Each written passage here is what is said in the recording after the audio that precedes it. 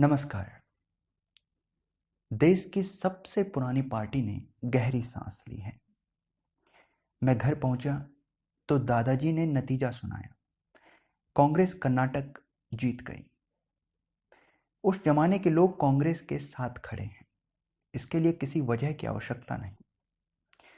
आजादी के बाद से कांग्रेस को वोट देते रहे, उस बड़े जनभाग का हिस्सा रहे, लंबे समय तक कांग्रेस को वोट देते रहे और कट्टर कांग्रेसी कहलाए। अब यह स्थानीय स्तर पर उनके लिए एक मान का विषय है कि वे कांग्रेसी हैं। कई बार नेताओं से अधिक आम जनमानस में कई लोग दल बदलने से परहेज करते हैं। अब कर्नाटक चुनाव के नतीजे ने कांग्रेस को फिर पाले में ला दिया है। कांग्रेस के साथ गठबंधन के लिए सहयोगी पार्टियां भी, जो कांग्रेस के नेतृत्व पर सवाल खड़े करने लगे थे, उनका कांग्रेस के नेतृत्व पर विश्वास बनेगा। इसमें कोई दो राय नहीं। भारत के इतिहास से कांग्रेस देश की एक विरासत है। यह तो समय की बात है, नहीं तो एक समय कांग्रेस केवल नाम ही काफी रहा है लोगों का विश्वास हासिल करने के लिए। 24 का चुनाव अहम है।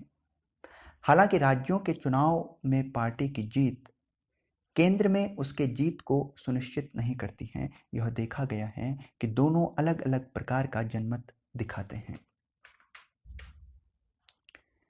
लेकिन भाजपा की हार उतनी महत्व वाली होने से ज्यादा महत्वपूर्ण कांग्रेस की जीत है।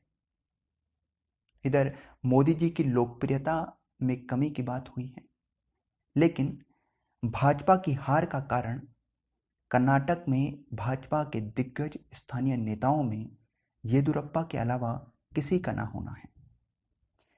कर्नाटक में भाजपा पर जो सवाल उठे, उनका निवारण कि वे सब सवाल मोदी जी की लोकप्रियता से चुनाव में निष्प्रभावी हो जाएंगे, ऐसा भाजपा का मानना था। लेकिन ऐसा नहीं हुआ। दूसरी तरफ कांग्रेस ने स्थानीय मुद्दों को उठाया। राष्ट्रीय मुद्दों में वह भाजपा के साथ नहीं उलझी। भाजपा विरोधी दलों में 24 के लोकसभा चुनाव में कांग्रेस के नेतृत्व को लेकर जो अस्वीकार्यता पैदा हो रही थी, यह चुनाव के नतीजे उस अस्वीकार्यता को कमजोर कर रहे हैं।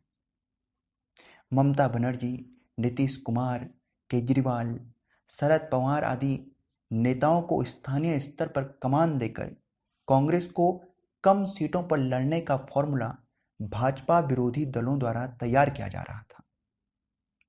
इस चुनाव नतीजे से उस फॉर्मूले की गणित कुछ कमजोर जरूर होगी, लेकिन अभी समीकरण बनने बिगड़ने का क्रम बना रहेगा। आने वाले राज्यों के विधानसभा चुनाव में कांग्रेस भाजपा के शक्ति परीक्षण पुनः होना है। ये चुनाव जो लोकसभा चुनाव से पहले हैं, उनमें कांग्रेस शासित राजस्थान, जहां अशोक गहलोत और सचिन पायलट में अनबन से कांग्रेस जूझ रही है, इसी प्रकार भाजपा शासित मध्य प्रदेश में भी भाजपा के लिए चुनौती रहेगी। इसके अलावा कांग्रेस शासित छत्तीसगढ़, मिजो नेशनल फ्रंट शासित मिजोरम, आंध्र प्रदेश, अरुणाचल, सिक्किम, उड़ीसा, तेलंगाना के चुनाव 2024 के लोकसभा चुनाव से पहले होने हैं।